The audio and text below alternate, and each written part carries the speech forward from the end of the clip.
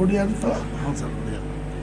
ଆମ୍ଭେ ଆମ୍ଭେ କାଟ୍ରାକା ଆପଲସ୍ୱାମୀ ଓଡ଼ିଶା ବିଧାନସଭା ସଭ୍ୟ ନିର୍ବାଚିତ ହୋଇ ଈଶ୍ୱରଙ୍କ ନାମରେ ଶପଥ କରୁଅଛି ଯେ ଆମେ ବିଧି ଦ୍ୱାରା ସ୍ଥାପିତ ଭାରତର ସମ୍ବିଧାନ ପ୍ରତି ଶ୍ରଦ୍ଧା ଓ ନିଷ୍ଠା କରିବୁ ନିଷ୍ଠା ପୋଷଣ କରିବୁ ନିଷ୍ଠା ପୋଷଣ କରିବୁ ଭାରତର ସାର୍ବଭୌମତ୍ୱ ଓ ଅଖଣ୍ଡତା ରକ୍ଷା କରିବୁ ଏବଂ ଆମେ ଯେଉଁ କାର୍ଯ୍ୟକୁ ଗ୍ରହଣ କରିବୁ କରିବାକୁ ଯାଉଅଛୁ ତାହା ସନ୍ଦିଗ୍ଧ ଭାବରେ ନିର୍ବାହ କରିବୁ।